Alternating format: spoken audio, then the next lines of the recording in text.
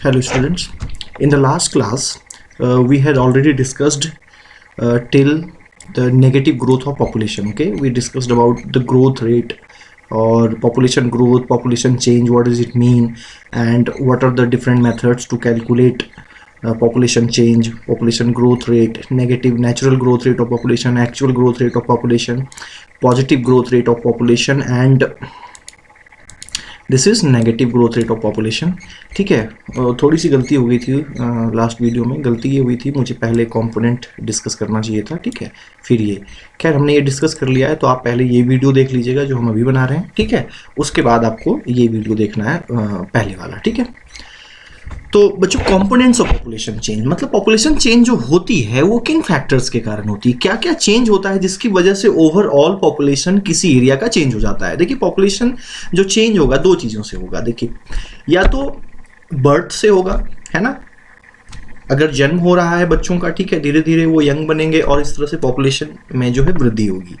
दूसरी चीज़ कि अगर डेथ हो रही है ना, मृत्यु हो रही है, जो कि नेचुरली भी होगा. ठीक है, कुछ अननेचुरली डेथ भी हो जाते हैं, जैसे कि एक्सीडेंट हो जाते हैं, डिजीज़ के कारण हो जाते हैं, है ना.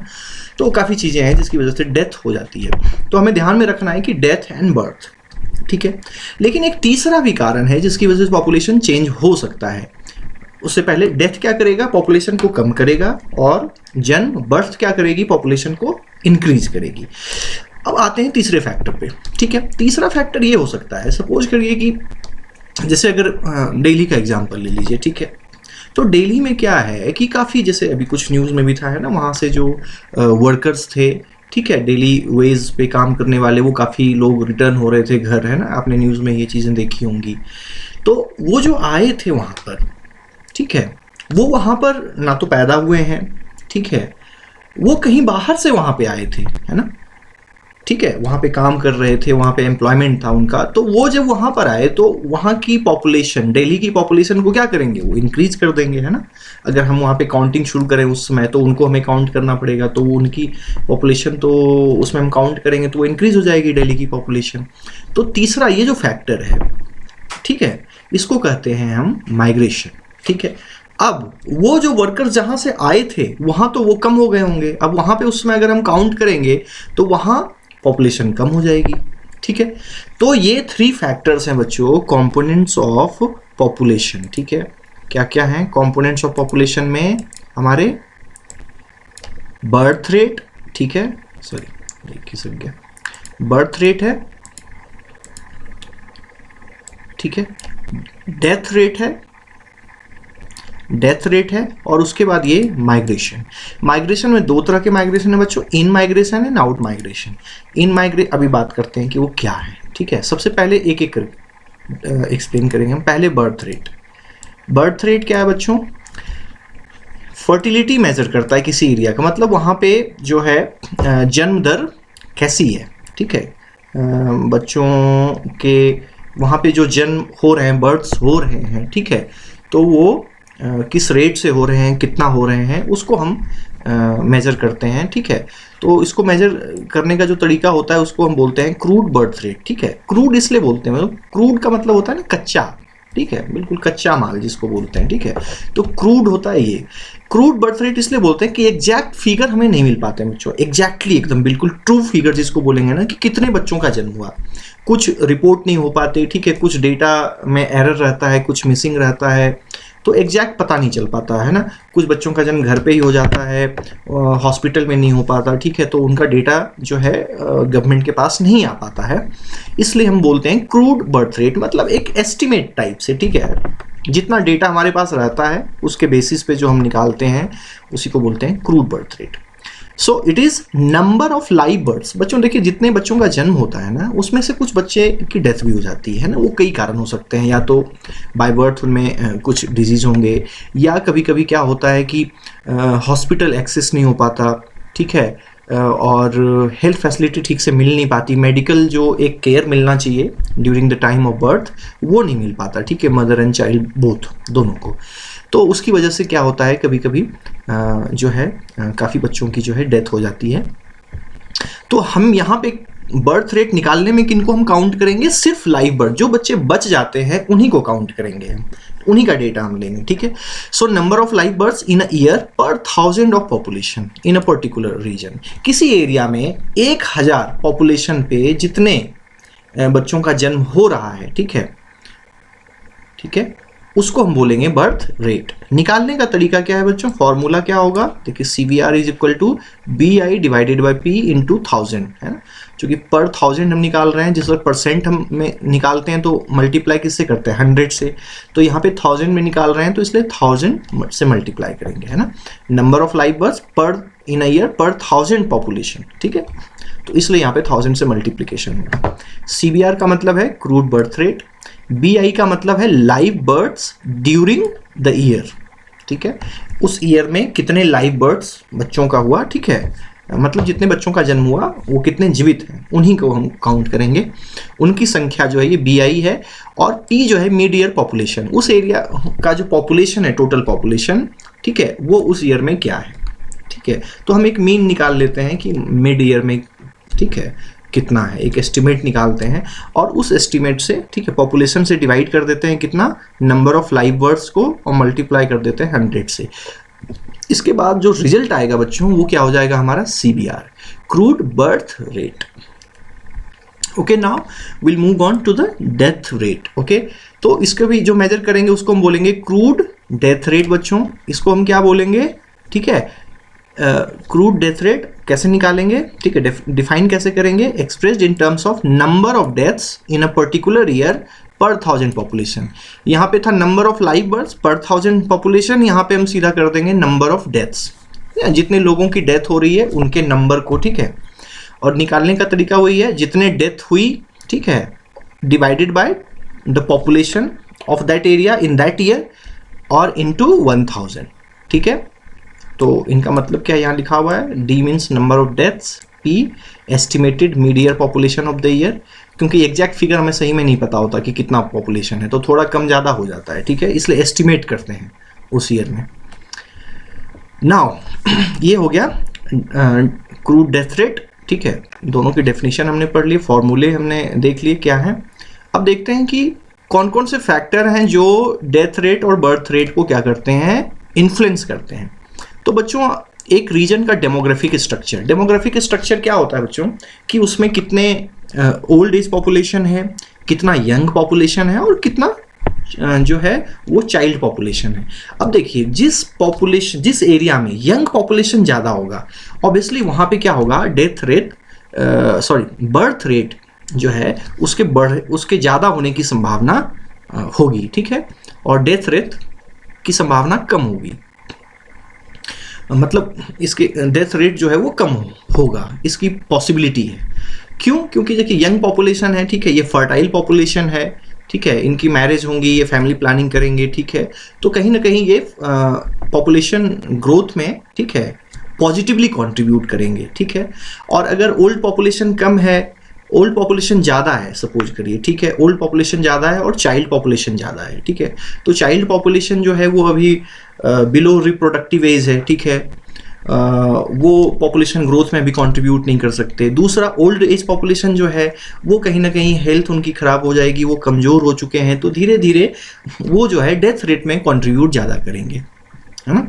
तो डेमोग्राफिक स्ट्रक्चर का ये क्लियर एक इंडिकेशन है। जैसे कि अगर इंडिया की बात करें ना, इंडिया की पॉपुलेशन ग्रोथ रेट रिलेटिवली काफ़ी हाई है, ठीक है, डेवलप्ड कंट्रीज से, और उसका कारण एक है कि इंडिया में सबसे ज़्यादा यंग पॉपुलेशन है अभी, है ना। कहा जाता है कि India is a very young country right now, ठीक है, और ओल्ड पॉपुलेशन अभी रिलेटिवली काफ़ी कम है। जैसे कि जापान में देखिए ओल्ड पॉपुलेशन ज़्यादा है टोटल पॉपुलेशन के शेयर में। रशिया, वहाँ पे जापान में तो नेगेटिव में चला गया है पॉपुलेशन ग्रोथ, हाँ, कुछ सालों पहले तक, अभी तो एग्जैक्टली मुझे पता नहीं, लेकिन वो जीरो और नेगेटिव इसी के बीच है ना।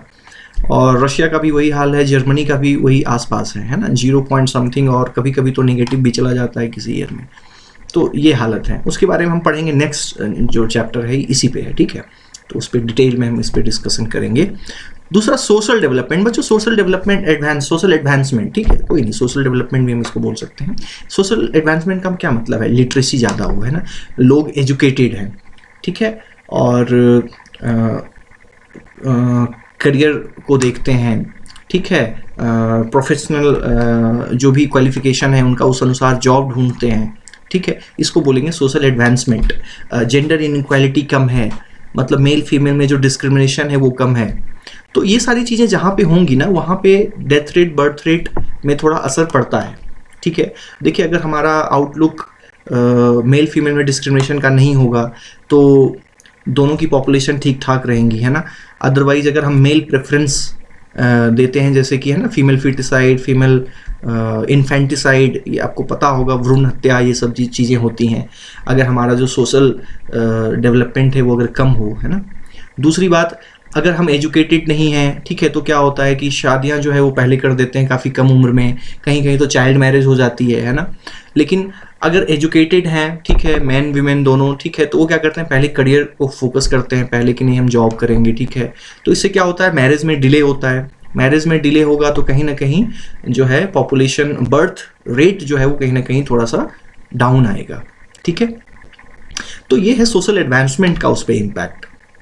और जहाँ पे एजुकेटेड नहीं है, इलिटरेसी ज़्यादा है, कंजर्वेटिव माइंड है, ठीक है, चाइल्ड मैरिज कर देते हैं और करियर बनाने पे फोकस नहीं है कि हाँ बस ठीक है थोड़ा बहुत पढ़ लिया, मैरिज कर देते हैं, फैमिली जो है वो सेटल हो जाएगी, काम ख़त्म करते हैं, तो वहाँ पे कहीं ना कहीं जो है बर्थ रेट ज़्यादा होने की संभावना रहेगी।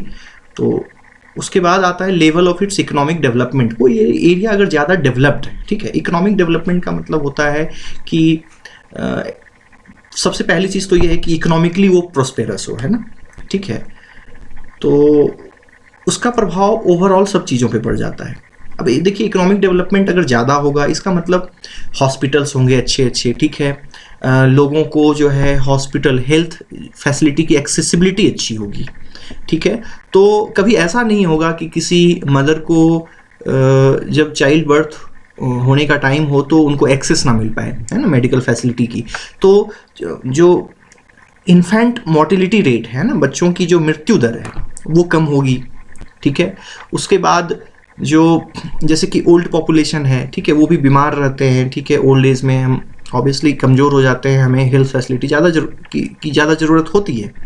तो अगर वहाँ पे हेल्थ फैसिलिटी अच्छा है तो जो ओल्ड पॉपुलेशन है वो भी उनको एक्सेस कर सकते हैं, तो उनकी डेथ रेट में भी क्या होगी, थोड़ी कमी आएगी। तो बर्थ रेट भी कम रहेगा, डेथ रेट भी कम रहेगा, ठीक है।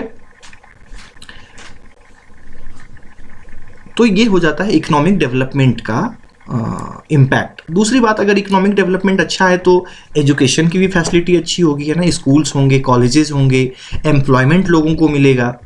तो इससे क्या होता है कि जब एजुकेशन ज़्यादा मिल रहा है, करियर मिल रहा है, जॉब्स की अपॉर्चुनिटीज़ हैं, तो लोग जो है पहले उस पर फोकस करते हैं, ठीक है, फिर धीरे धीरे फैमिली प्लानिंग करते हैं। तो वहाँ पर जो है कहीं ना कहीं उसका बर्थ रेट पे इम्पैक्ट पड़ेगा, पॉजिटिवली पड़ेगा, ठीक है। और जहाँ पे इकोनॉमिक डेवलपमेंट कम है, ठीक है, वहाँ पे इसका नेगेटिव इम्पैक्ट पड़ता है, ठीक है। कहीं ना कहीं बर्थ रेट ज़्यादा होता है और डेथ रेट भी ज़्यादा हो जाता है, क्योंकि हेल्थ फैसिलिटी ठीक ठाक नहीं मिल पाती है, ठीक है। अब आ जाते हैं बच्चों थर्ड जो कंपोनेंट है हमारा, माइग्रेशन पे। व्हाट इज माइग्रेशन, ठीक है बच्चों, एकदम सिंपली बहुत, ठीक है, दिमाग में रखना है आपको, इट्स अ मूवमेंट, ठीक है, movement of people from one area to another area, ठीक है। लेकिन मूवमेंट कैसा होना चाहिए, कितने दिनों का होना चाहिए?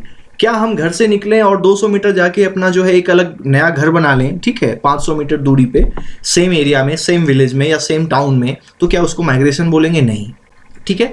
तो movement of people from one place to another place, that's true, ठीक है। एक हो गया कंपोनेंट माइग्रेशन का, एक कंपोनेंट मूवमेंट हो गया।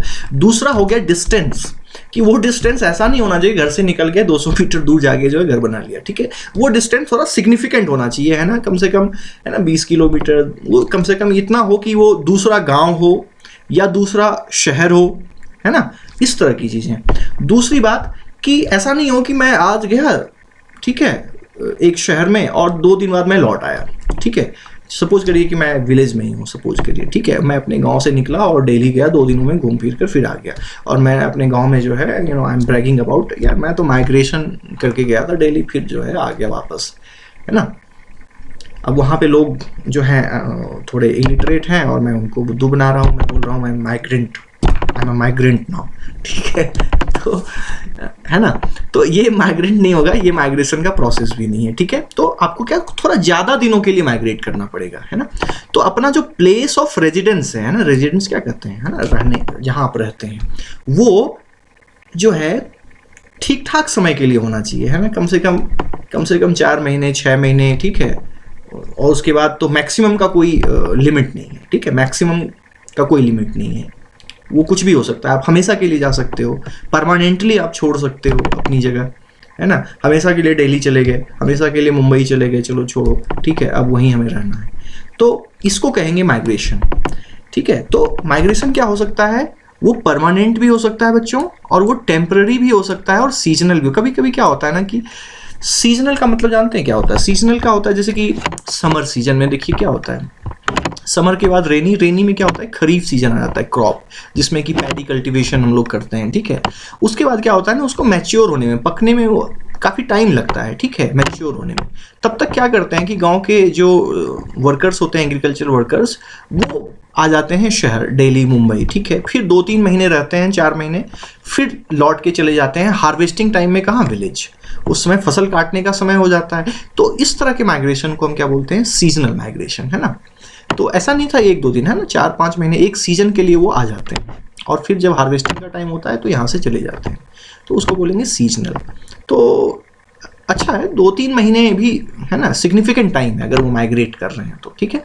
परमानेंट जब आपने हमेशा के लिए छोड़ दिया, आप दोबारा लौट के वहाँ नहीं जाना है। टेम्पररी क्या होता है बच्चों, कभी हेल्थ खराब हो गया आपका, है ना, महीने 2 महीने 3 महीने के लिए आपको किसी दूसरे शहर में आना पड़ता है, रहना पड़ता है। या कभी कभी क्या होता है, आप किसी रिलेटिव के यहाँ चले गए, 6-7 महीने वहीं रह रहे हैं, है ना। परमानेंट नहीं होता, आप दोबारा, कभी आप एजुकेशन के लिए माइग्रेट करते हैं, ठीक है, कभी जॉब के लिए करते हैं माइग्रेट, ठीक है, किसी दूसरे शहर में, लेकिन आप परमानेंट नहीं, आपका घर वहाँ पर है जहाँ आपके ओरिजिनल, मतलब आपका ओरिजिनल होम है, तो आप उसको छोड़ते नहीं हैं, ठीक है, आप जाते रहते हैं, ठीक है, ईयर में 1 बार 2 बार, ठीक है। तो उसको बोलेंगे टेम्पररी माइग्रेशन, ठीक है। तो ये रूरल टू रूरल भी हो सकता है बच्चों, ठीक है, एक विलेज से दूसरे विलेज में भी जाते हैं, ठीक है। हम बात करेंगे कि ऐसा कैसे होगा। देखिए, जब विमेन की जब शादी होती है, खास करके गाँव में, ठीक है, तो वो क्या होता है, वो हस्बैंड के घर चली जाती हैं। तो अगर एक गाँव में सपोज करिए कि जो गर्ल है वो एक विलेज की है, और जो बॉय है, मतलब हस्बैंड जो है, दूसरे विलेज का है, ठीक है। तो जो वाइफ है वो हस्बैंड के विलेज चली जाएगी आफ्टर मैरिज, ठीक है। तो वो हो जाएगा rural to rural. Rural to urban, ये बेसिकली देखिए, रूरल अभी जो मैंने बात की, ठीक है, एग्रीकल्चरल वर्कर्स जो है मूव करते हैं कहाँ, टाउन, अर्बन एरियाज की तरफ, for the search of employment. Urban to urban भी हो सकता है बच्चों। सपोज करिए कि आपने एक छोटे शहर से, पहले आप वहाँ से एजुकेशन ले रहे थे, मतलब स्कूलिंग जो एजुकेशन है आपकी वहाँ से थी, स्कूलिंग, और उसके बाद आपको कॉलेज लाइफ में जाना है, ठीक है, कॉलेज एजुकेशन, कॉलेज अच्छा वहाँ पे नहीं है, तो आप कहाँ, एक बड़े शहर में जाओगे, ठीक है। जैसे अगर हम बात कर लें कि छोटे छोटे शहर होते हैं कुछ भी, जैसे जम्मू ले लें, ठीक है, तो या किश्तवाड़ की बात कर लें जहाँ आप हो अभी, ठीक है। तो यहाँ पे कॉलेज जो है उतना अच्छा नहीं है यहाँ पे, ठीक है। तो आप यहाँ से कॉलेज की पढ़ाई करने के लिए कहाँ मूव करते हो, जम्मू करते हो, ठीक है। कुछ लोगों को यहाँ भी अच्छा नहीं लगेगा तो वो दिल्ली जाएंगे, ठीक है, दिल्ली यूनिवर्सिटी में, है ना, वहाँ पे बहुत सारी यूनिवर्सिटीज़ हैं, दिल्ली है, IIT दिल्ली है, ठीक है, जामिया है, DU है, JNU है, ठीक है, और भी कई इंस्टीट्यूट्स हैं, ठीक है। तो अर्बन टू अर्बन भी होता है ना, एक शहर से दूसरे शहर। तो चलिए, इस माइग्रेशन को मैंने बस ये एक डायग्राम से दिखाने की कोशिश की है बच्चों, ठीक है। ये प्लेस ऑफ ऑरिजिन, जहाँ से कोई बच्चा मूव, मतलब कोई पर्सन मूव कर रहा है, ठीक है, और प्लेस ऑफ डेस्टिनेशन वो जहाँ जा रहा है, ठीक है बच्चों। तो इस प्रोसेस को ही क्या बोलेंगे, मूवमेंट, यहाँ माइग्रेशन, यहाँ से जो ये मूव कर रहा है, तो ये जो प्रोसेस ऑफ मूवमेंट है from one place to another place, ठीक है, इसी प्रोसेस को बोलते हैं माइग्रेशन, ठीक है बच्चों। तो ये प्लेस ऑफ ऑरिजिन, जहाँ से वो जा रहे हैं, और प्लेस ऑफ डेस्टिनेशन, वो जहाँ जा रहे हैं, ठीक है। उसके बाद बात आ जाती है कि इसके 2 टाइप्स हैं, इन माइग्रेशन एंड आउट माइग्रेशन। देखिए बच्चों, यहाँ से वो जा रहे हैं तो क्या हो रहे हैं, आउट, बाहर निकल रहे हैं ना एक एरिया से। तो यहाँ पर इस प्रोसेस को, यहाँ के लिए इसको बोलेंगे out migration. Place of destination, यहाँ पे वो आ रहे हैं, ठीक है, तो यहाँ पे क्या बोलेंगे हम, इन माइग्रेशन, ठीक है, सिंपल, वो आ रहे हैं, इन, आउट का मतलब बाहर जाना, इन का मतलब अंदर आना। तो एक जगह जहाँ वो जा रहे हैं, ठीक है, वहाँ के लिए वो क्या हो जाएंगे, इन माइग्रेंट्स, और जहाँ से वो जा रहे हैं, जिस एरिया को वो छोड़ रहे हैं, वहाँ के हो जाएंगे वो आउट माइग्रेट, उस प्रोसेस को बोलेंगे आउट माइग्रेशन। और इन्हीं को दूसरा और नाम दिया जाता है इमिग्रेशन एंड एमिग्रेशन, ठीक है। ई मतलब एग्जिट, आई मतलब इन, तो जहां वो जा रहे हैं ये क्या है, प्लेस ऑफ डेस्टिनेशन पे, ये हैं इमिग्रेंट्स, ठीक है। और ये हैं, ठीक है, ये यहां से जा रहे हैं आउट, बाहर निकल रहे हैं, तो ये हो जाएंगे एमिग्रेंट, ठीक है। तो ये सिंपल सा प्रोसेस आप याद रखिएगा बच्चों, इमिग्रेशन एंड एमिग्रेशन। एमिग्रेशन मतलब ई मीन्स एग्जिट, सिंपल सा ध्यान, एग्जिट मतलब आउट, आउट माइग्रेशन है इसका मतलब, जो जा रहा है। इमिग्रेशन आई मीन्स इन, इसका मतलब जो कहीं पे आ रहा है, इनटू, अंदर आ रहा है, किसी जगह पे आ रहा है, तो उसको हम बोलेंगे इमिग्रेशन, उस प्रोसेस को, और जो व्यक्ति आ रहा है उसको बोलेंगे इमिग्रेंट, ठीक है। अब आ जाते हैं कॉजेज ऑफ माइग्रेशन पे बच्चों, ठीक है। तो पीपल क्यों माइग्रेट करते हैं, ठीक है, उसका एक दो कारण है बच्चों, ठीक है। For a better economic and social life, ठीक है, जॉब के लिए, अपनी क्वालिफिकेशन को बढ़ाने के लिए, एजुकेशन के लिए अच्छी, ठीक है। इससे क्या होगा, उनका इकोनॉमिक एंड सोशल लाइफ जो है वो बेटर होता है, तो यही एक ऑब्जेक्टिव होता है। तो फैक्टर्स को जो है माइग्रेशन के हम दो कैटेगरी में डिवाइड कर सकते हैं, push and pull factors. Push factor जिसकी वजह से आप कोई जगह छोड़कर चले जाते हो, पुल फैक्टर्स वो फैक्टर्स जिसकी वजह से आप किसी जगह जाते हो, ठीक है, जो चीज़ें आपको उस जगह पे अट्रैक्ट करती हैं। सिंपल सी बात है, ठीक है, सिंपल सी बात ये है, मैं आपको बताऊं कि पुल फैक्टर जो भी आप अपने लाइफ में अच्छी चीज़ें चाहते हो वो पुल फैक्टर्स होगा, ठीक है। इसको सिंपली याद करने का जो तरीका है वो ये कि पुल फैक्टर्स वो होंगे जो आप अपने लाइफ में चाहते हो, जैसे अच्छा एजुकेशन, अच्छी जॉब, ठीक है, अच्छा लिविंग कंडीशन ओवरऑल, ठीक है, जीवन में शांति, स्टेबिलिटी, है ना, सिक्योरिटी ऑफ लाइफ, है ना, सभी चाहते हैं कि हमारा जीवन जो है वो सिक्योर रहे, है ना, और प्रॉपर्टी, है ना, हमारी संपत्ति भी सिक्योर रहे, ऐसा नहीं कि कोई भी छीन के चला जाए, कोई चुरा ले, ठीक है। प्लेजेंट क्लाइमेट, है ना, अच्छा वेदर, अच्छा क्लाइमेट, अच्छी जलवायु, जहाँ पे ना बहुत ज़्यादा गर्मी हो, ना बहुत ज़्यादा ठंड हो, है ना, एक मॉडरेट क्लाइमेट हो, माइल्ड क्लाइमेट हो, जहाँ हम आराम से रह सकें, ठीक है। पुश फैक्टर वो सारे फैक्टर्स जो आप अपनी लाइफ में नहीं चाहते हो, आप बेरोजगार होना नहीं चाहते हो तो अनएम्प्लॉयमेंट, आप जो है घटिया जीवन जीना चाहते हो, नहीं जीना चाहते हो तो वो पुअर लिविंग कंडीशन। पॉलिटिकल, क्या आप पॉलिटिकल स्ट्रगल पसंद करते हो कि लड़ाई हो रही है, ठीक है, पॉलिटिकल स्टेबिलिटी नहीं है, गवर्नमेंट फाइट कर रही है लोगों से, ठीक है, वो भी पसंद नहीं करोगे आप, तो पॉलिटिकल टर्मोइल। अनप्लेजेंट क्लाइमेट, जहाँ खूब बारिश हो रही है तो बारिश ही हो रही है, ठीक है, खूब गर्मी है, खूब ठंड है, बर्फबारी हो रही है, स्नोफॉल हो रही है तो स्नोफॉल ही हो रहा है अगले 6, 7, 8 महीने तक, है ना। तो इस तरह के वेदर में रहना हो सकता है कुछ दिन पसंद आए, लेकिन लाइफ डिफ़िकल्ट हो जाती है अगर आपको हमेशा रहना पड़े, है ना। नेचुरल डिजास्टर, जहाँ जैसे कि लगातार सुनामी आ रहा हो, ठीक है, लैंडस्लाइड हमेशा हो रहा हो, हमेशा अर्थक्वेक, वॉल्केनोज आ रहे हो, क्या उस जगह पे आप रहना पसंद नहीं करोगे, ठीक है। सोशियो इकोनॉमिक बैकवर्डनेस, जहाँ पे कि कोई फैसिलिटी ही नहीं है, ठीक है, ना एजुकेशन की फैसिलिटी है, ना हेल्थ की फैसिलिटी है, उस एरिया में हम जाना नहीं चाहेंगे, वहाँ से निकलना चाहेंगे, है ना। एपिडेमिक्स, कोई ऐसी जगह जहाँ महामारी फैल गई हो, ठीक है, वहाँ पे भी हम नहीं रहना चाहेंगे, वहाँ से निकलना चाहेंगे, ठीक है। और एक रिसेंट एग्जांपल अभी कोरोना है ना, तो ये सारी चीज़ें क्या है, पुश फैक्टर, जो आप अपनी लाइफ में बिल्कुल नहीं चाहते हो, ठीक है, वो पुश फैक्टर। और जो अपनी आप लाइफ में चाहते हो हर एक चीज़, अच्छा एजुकेशन, अच्छी हेल्थ, ठीक है, क्या कहते हैं, पीस, ठीक है, शांति अपनी ज़िंदगी में, security of your life, security of your property, ये सारा कुछ पुल फैक्टर में आ जाएगा बच्चों, ठीक है। तो बच्चों यहीं तक रहने देते हैं, नेक्स्ट जो हमारा ट्रेंड्स इन पॉपुलेशन ग्रोथ, इसको नेक्स्ट वीडियो में डिस्कस करेंगे, ठीक है। होप कि आपको ये सब समझ में आया होगा। ये एक एक्टिविटी है बच्चों, ये इसको आपको खुद करना है, ठीक है। ये कुछ कटिंग्स हैं न्यूज़पेपर्स के, ठीक है, इसको पढ़ना है, इसमें जो एक्टिविटी दी हुई है इसको करना है आपको, ठीक है। इसके आंसर ढूंढ के आपको लिखने हैं, this is your homework, okay. So इस वीडियो में यहीं तक रहने देते हैं। नेक्स्ट वीडियो जो होगा उसमें हम ये डिस्कस करेंगे बच्चों, ट्रेंड्स इन पॉपुलेशन ग्रोथ। तब तक के लिए बाय, इसको देखते रहिए और रिवाइज करते रहिए और पढ़ते रहिए, सेल्फ स्टडी करते रहिए और स्वस्थ रहिए, सबसे ज़रूरी बात ये है, ठीक है बच्चों। Thank you.